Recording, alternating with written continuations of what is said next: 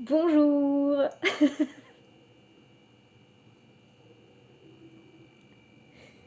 Oh non, encore un livre pourri.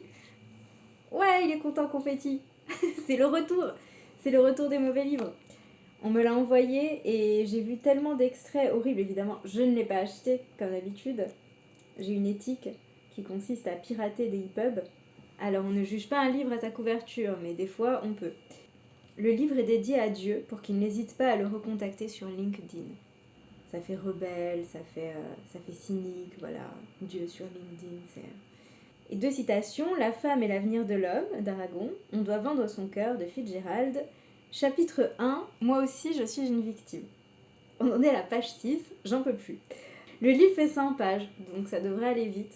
Plus que pour le prince Harry qui en faisait 800, dans le genre complainte d'Aristorich, c'est plus court, c'est plus bref. Donc nous sommes en 2018, et des féministes, suppose-t-on, ont tagué le domicile de Frédéric Becbédé au Pays Basque parce qu'il a signé la pétition des 343 salauds, l'espèce de pétition atroce d'Elisabeth Lévy qui avait été signée notamment par Éric Zemmour et Nicolas Bedos. Donc, belle liste de personnes très sympathiques mais très féministes. Sa fille de 3 ans demande à Frédéric pourquoi des personnes ont peint sur les murs blancs de son domicile basque des graffitis roses le traitant de violeur et de salaud, alors qu'il y avait des enfants endormis dans la maison. Il n'est pas content qu'on l'ait injurié sur les murs de sa maison. Donc les méchantes féministes ont jeté de la peinture sur sa voiture électrique. Et il mentionne bien qu'elle est électrique. Pourquoi ils ont fait ça, papa, lui demande sa fille de 3 ans. C'est des méchants. J'ai écrit ce livre pour répondre à la question de ma fille, qui, Dieu merci, ne savait pas encore lire. D'après mes calculs, sa fille a désormais 8 ans, donc maintenant elle va pouvoir lire le livre de son père. Vous allez rigoler, je pense. C'est un peu inquiétant. Il aurait pu aussi lui expliquer, mais non, il va écrire un livre. C'est ce que font les aristoriches en fait. Au lieu d'aller chez le psy ou d'avoir une discussion, ils écrivent un livre. Ils gagnent des sous comme ça. Alors attention, si vous voulez aller taguer la maison de Frédéric Becbédé à nouveau, ne le faites pas. Il a installé des caméras et une alarme dernier cri. Il précise qu'il n'est pas sur les réseaux sociaux parce qu'il n'a pas de temps à perdre, lui. Vous êtes sur les réseaux sociaux. Lui, il n'y est pas. Il donne son avis que personne n'a demandé, comme nous, on fait sur les réseaux sociaux. Lui, il le fait dans des journaux, à la télé et à la radio. C'est plus chic. On s'en fout aussi de son avis, mais c'est plus chic. Il l'a mauvaise parce qu'on est en démocratie et qu'il a eu un excès de naïveté en pensant qu'on pouvait donner son avis sur la loi de pénalisation des clients. Donc il y a tout un champ lexical de son domicile. Donc son domicile a été agressé par des terroristes d'enfants pendant la nuit. Il précise que ses enfants pleurent, etc. Ouais, j'ai un cœur quand même, mais bon. Donc il dit que si des terroristes d'enfants ont agressé son domicile, c'est parce qu'il aime les livres qui racontent des horreurs, parce qu'il aime la liberté d'expression. J'aime bien vraiment ce terme de terroriste d'enfant. Quand il parle des livres qui racontent des horreurs, il parle de Gabriel Matzneff, qui violait des enfants, concrètement, et qui racontait dans ses livres. Mais là, c'est la liberté d'expression. Donc les enfants violés, s'ils pleurent, c'est pas très grave, parce que ça fait un bon livre. Par contre, les gens qui viennent peindre sa voiture électrique en rose, c'est des terroristes d'enfants. C'est pas Matzneff, c'est les taggers, les terroristes d'enfants. C'est important de le dire. Matzneff, c'est un auteur qui a une mauvaise vie. Si vous jetez de la peinture rose sur la voiture électrique de Frédéric, vous êtes un terroriste. Attention. Moraliser le monde est souhaitable, aseptiser la littérature ne l'est pas. Donc là, bon, il fait tout un grand paragraphe très snob sur qu'est-ce que l'art, etc. Il demande à ce qu'on lui poignarde pas les yeux comme Salman Rushdie. Il nous propose un débat autour d'un pornstar qui est sa boisson préférée. Je passe mon tour si vous voulez y aller. Il parle de l'art, est-ce qu'il doit être moral, il cite des auteurs, enfin toute la complainte habituelle. Il parle de Pol Pot qui aurait essayé d'exterminer les porteurs de lunettes. Oups. Alors je sais pas pourquoi il parle de Pol Pot et pourquoi il compare le fait d'interdire des livres d'un pédocriminel avec le fait de commettre un génocide. Bon, on n'est plus à ça après avec Frédéric, je crois qu'il est très scandale outré. globalement. Il nous explique qu'il déteste la guimauve. Le message de toute mon œuvre peut être condensé en cet appel solennel. Ô frères humains, résistons devant l'adversité de la guimauve. C'est son combat. Il y en a, leur combat, c'est contre, je ne sais pas, les terroristes. Factuellement, lui, c'est la guimauve. Donc il râle après son assurance qui lui a pas remboursé la repeinture de sa maison. Parce qu'il a essayé de nettoyer, c'est pas parti. Donc il a dû repeindre. Et il dit que c'était assuré contre les catastrophes naturelles et pas les catastrophes humaines, parce que sinon il devrait mettre la clé sous la porte. Ça fait réfléchir. Là, il reparle de ses enfants qui dormaient à l'étage pendant que des gens peignaient sa terrasse.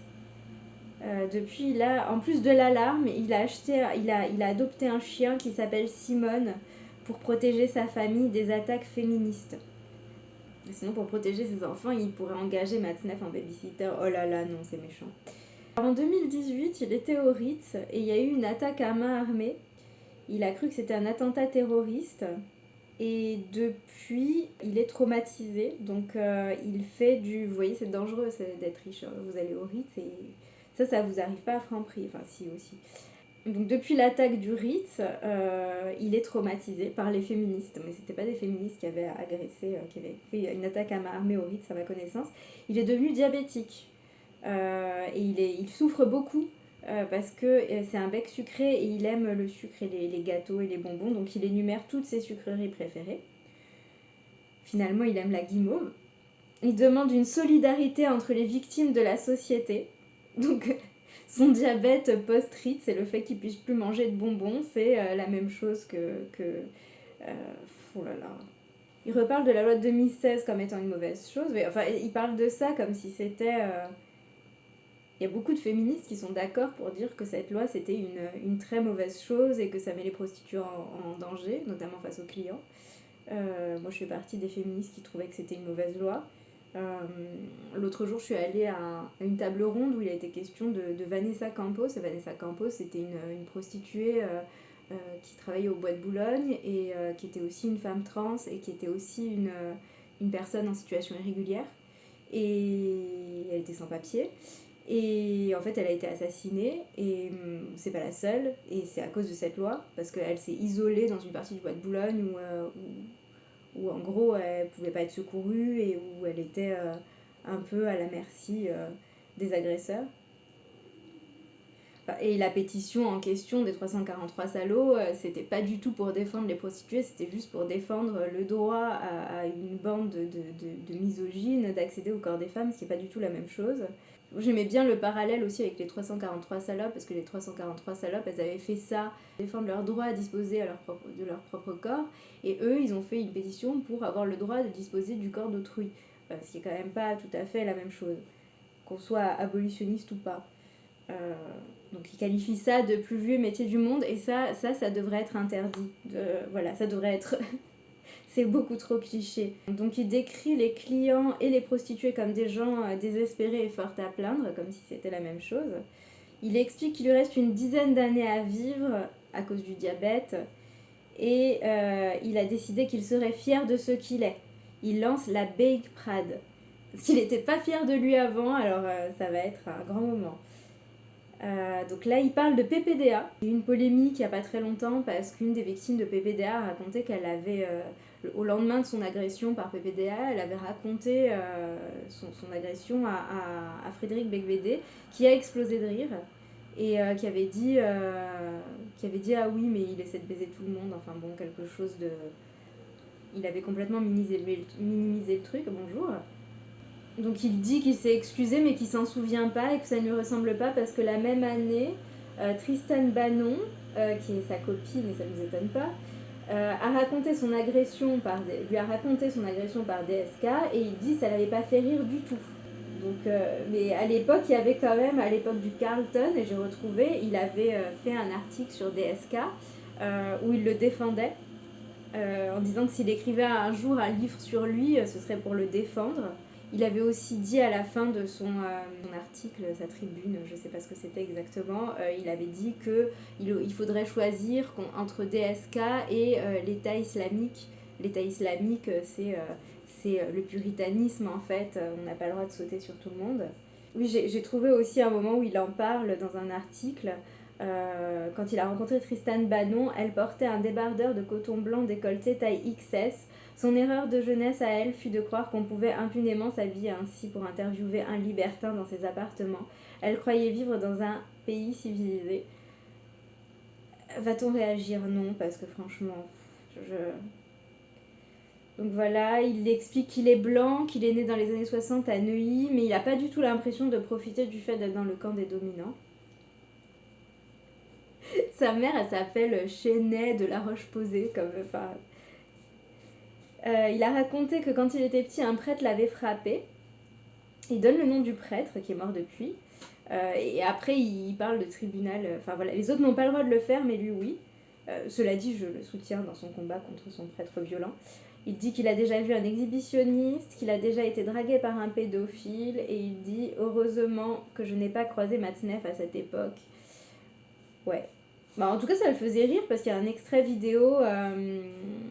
Il y a un extrait vidéo où il rigole avec Ardisson et Matzneff en disant qu'il fallait mettre des petites filles de 12 ans dans le lit de Matzneff, donc apparemment ça le faisait marrer, hein, donc... Mais bon, on n'a pas d'humour, hein. Les féministes, elles n'ont pas d'humour. Donc voilà, il dit que les femmes se font harceler, agresser, violer, abuser, mais les garçons aussi. Par qui? On se demande. Il compare les bagarres de garçons dans les récréations à ce que subissent les filles. Et après, il demande le patriarcat. Quel patriarcat? Eh bien, celui qui fait en sorte que les garçons se bagarrent dans les cours de récréation, par exemple. Il explique que les papas sont tous partis de chez eux, il n'y a pas de père non divorcé dans les années 70. Il est où le fameux patriarcat dont les féministes nous rabattent les oreilles? C'est ça le patriarcat, c'est... Je sais pas s'il fait du troll ou s'il est sincère en fait. Il explique longuement qu'on est tous victimes de quelque chose, donc il compare en gros des choses systémiques qui sont dues à un système, le racisme, la misogynie, l'homophobie, etc., à des accidents comme des accidents de voiture et des... Bon, je crois qu'on est tous d'accord pour lutter pour rendre les voitures plus sûres par exemple, donc c'est... Bon. Ah, on peut jouer les victimes à vie comme Annie Ernaux. Parce qu'il a les boules depuis qu'Annie Ernaux, elle a eu le Nobel. Parce que lui, il l'a pas eu. Lui, il veut pas être une victime, mais il écrit un livre pour dire qu'il est une victime. C'est... Bon. Il pense pas du tout être un privilégié, ce qui est le propre, à mon avis, des privilégiés, de penser qu'ils le sont pas. Il dit que son règne s'achève, parce qu'il a régné, figurez-vous. Son règne s'achève, on vandalise sa maison et maintenant on va promener sa tête au bout d'une pique. Mais non, on va juste se moquer de toi, c'est pas grave, ça va bien se passer, comme dirait l'autre, qui est toujours pas en prison non plus. Il est vrai que la liste des prédateurs sexuels que j'ai fréquentés est longue, dit-il. Mais c'est parce qu'il sortait le soir et qu'il bossait dans des milieux où il y avait beaucoup de pervers. Il attend toujours la médaille du combattant antisexiste. Il dit qu'il a écrit MeToo avant MeToo. No comment, hein. Il demande pardon aux femmes qu'il a trompées, avec qui il a fait des gaffes et des maladresses. Ça minimise pas du tout le truc. Parce qu'il y a, sur Twitter, il y a plein de... Quand il a commencé à faire des interviews en disant qu'il était MeToo, il y a plusieurs femmes qui ont témoigné du harcèlement de Frédéric. Mais c'était après qu'il ait sorti le livre, donc il n'a pas pu rajouter des lignes. Il va en sortir un autre, à mon avis. Il dit que beaucoup de femmes veulent le cancel, il les remercie parce qu'il est fatigué de sa vie sociale. Il pourrait juste partir en vacances et nous laisser tranquilles, mais bon. Ma famille devra probablement quitter la France après la publication de ce livre. Oh babin, Victor Hugo à Jersey, quoi. Non, on s'en fout, on va juste se moquer de toi et à chaque fois que tu vas parler, on va se moquer de toi et c'est tout. C'est pas très grave, hein. Il a l'impression, non mais il n'est pas du tout dans l'exagération, c'est fantastique. Il a l'impression d'être un intellectuel chinois en 1966 quand les gardes rouges ont pris le pouvoir. Il ne cesse de demander pardon, mais il va être exécuté quand même. Au pire, tu vas te recevoir une tarte à la crème, peut-être à la crème végane. Dans le meilleur des cas. Il ne prenait pas au sérieux les woke. Voilà, maintenant il y a un prix sur sa tête. Il parle de menace woke, la menace woke. Ils feront tout pour parvenir à leur fin. Attention, hein. Ils vont tout faire pour que les gens soient moins racistes et misogynes. Mais il y a quand même des passages où il a des fulgurances quand même. Par exemple, il réalise qu'il pensait être un gros rebelle, mais il s'est rendu compte qu'il était très conformiste. C'est bien qu'il s'en rende compte. Alors là, il raconte qu'il y a des militantes qui lui donnent un tract à Bordeaux avec des chiffres sur les violences sexistes et sexuelles, donc les viols, les féminicides, etc. Il vérifie les chiffres et ils sont vrais. Et il est père de 2 filles, donc il est épouvanté. Mais il est aussi très vexé parce qu'il n'a pas pu aller à la manif pour les soutenir parce que c'était en non-mixité. Donc ça, c'est le vrai problème. J'ai alors compris que j'étais rejetée, condamnée, interdite pour mon existence propre. Pourquoi m'avoir distribué ce tract puisque j'étais victime d'un apartheid anti-mâle hétéro? Oh là là, je sais même pas quoi répondre. Il nous raconte qu'il a été juré d'assises. Voilà, il a jugé un viol très sévèrement. Il était très sévère. Mais la victime est presque morte. Donc en fait, c'est un peu la morale de toutes ces histoires-là, c'est que si t'es morte ou un peu, tu peux obtenir quelque chose de la justice. Si tu t'en sors à peu près physiquement indemne, c'est foutu pour toi. Donc là, il donne des conseils. Il te mansplain, il te m'explique comment il faut faire si tu es victime de viol. Donc il faut porter plainte, d'accord? Il ne fait confiance qu'aux preuves scientifiques. Donc il vous explique d'aller porter plainte, comme ça il y a de l'ADN. Après comme ça le mec il dira que vous étiez consentante et il se sera classé. Il dit d'appeler le 3919 et il conclut par enfin un livre utile en librairie. Donc vous n'y avez pas pensé à porter plainte. Heureusement que Frédéric il est là pour vous le dire. Parce que moi, ça me fait penser à l'affaire, c'est pas drôle du tout, de Sand Van Roy ou de Emily Stanton qui sont allés porter plainte tout de suite après, et on les a lavés de merde, hein, pardon pour le terme, hein, c'est très vulgaire, mais dans la presse, elles se sont fait traiter de tous les noms, leurs agresseurs n'ont pas été condamnés, alors qu'il y avait des preuves, mais oui. Elles ont perdu leur temps, elles ont perdu leur fric, elles ont perdu, à mon avis, le peu d'espoir en l'être humain qu'elles pouvaient avoir. En tout cas, moi, oui, et ça m'est pas arrivé à moi. Donc, Et dernièrement, à la même table ronde où j'avais vu... on avait parlé de Vanessa Campos, il y avait Maureen Kearney. Maureen Kearney, c'est la syndicaliste qui est dans le film avec Isabelle Huppert. Et en fait, c'est une histoire vraie et c'est son histoire. Et elle était lanceuse d'alerte, elle a reçu des menaces, elle a été violée, justement pour avoir dénoncé des trucs chez Areva. Et elle est allée porter plainte et en fait, on l'a traitée de menteuse. Et elle a eu 6 ans d'enfer judiciaire où on l'a traitée de menteuse pendant 6 ans. Où les preuves ADN, elles étaient bidonnées. Enfin, c'est atroce. Moi, je vous conseille d'aller lire des trucs sur elle. Mais voilà, mais Frédéric te dit, va porter plainte, ça va bien se passer. Donc il dit, on aura un peu progressé le jour où les féministes comprendront qu'à part de rares psychopathes, tous les hommes sont dans leur camp. Comme Frédéric a soutenu Polanski, Matzneff et DSK et sans doute d'autres, hein, j'ai pas non plus regardé son palmarès, est-ce que Frédéric fait partie des rares psychopathes? En fait, on est en plein dans l'espèce de culture du viol, du mythe du viol. En fait, le vrai viol, c'est celui dans un parking par un mec chelou et tu t'en sors à moitié morte. Et là, on va te croire. Après, tout le reste, c'est... on ne croira pas. Les woke sont des fanatiques dangereux. Mais ils ont tué qui? Personne. Mais je fais le pari qu'on peut discuter avec eux. J'ai même pas de blague, le livre est une blague. Il y a un gros paragraphe sur la présomption d'innocence, blablabla, qu'on a déjà lu 20 000 fois. On ne se rend pas justice sur les plateaux télé ou sur les réseaux sociaux. Ça doit se faire devant la justice qui condamne 0,6% des violeurs quand même. Donc, il parle de lynchage, blablabla. Enfin bon, c'est un bingo, hein. Demander à Richard Berry innocenté après 2 ans de dénonciation calomnieuse. Alors, j'ai vérifié, Richard Berry, alors déjà c'est lui qui a médiatisé la plainte de sa fille, qui n'a pas appelé les médias, elle a juste porté plainte. Et ça a été classé pour prescription, donc il n'a pas été innocenté, ça a été classé parce que c'était trop vieux.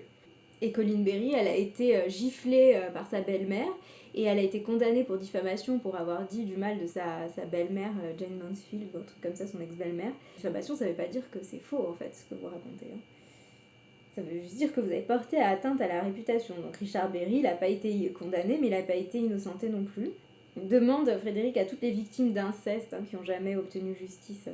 Donc là, le truc aussi de porter plainte en diffamation, ça s'appelle une procédure bâillon. C'est ce que font beaucoup d'agresseurs. Ce qu'a fait PPDA, il a retiré sa plainte en partie. C'est ce qu'a fait Nicolas Hulot, il a aussi, je crois, retiré sa plainte. Et c'était ce qu'avait fait Denis Baupin, je crois. En gros, une victime, quand elle parle, qu'elle porte plainte et qu'elle dénonce une agression, et qu'elle n'a pas de preuves, l'agresseur va pas être condamné, a priori. Même si elle en a, elle n'est pas toujours condamnée. Et lui, il a des preuves qu'elle a dit porter atteinte à sa réputation, vu qu'elle a parlé, la victime. Donc, il porte plainte. Donc c'est pour ça qu'il y en a beaucoup qui se taisent encore. Il dit qu'il va devoir se cacher à l'apparition de cet ouvrage. Est-ce qu'il s'est caché? Non, il est sur toutes les télés, il est sur toutes les radios, en train de geindre. Donc là, il parle des Khmer wokistes. C'est un peu raciste de dire ça, je pense. Parce que, je vais vérifier. Ah, vous voyez, c'est même sur Wikipédia, sur les Khmer. Moi, j'avais lu une fille d'origine cambodgienne qui avait expliqué pourquoi il ne fallait pas utiliser ce terme. Certains Français utilisent à tort le mot Khmer pour dire Khmer rouge. D'autres vont même jusqu'à se servir du mot Khmer dans le débat politique hexagonal pour désigner un individu despotique et cruel ou un groupe extrémiste sans pitié.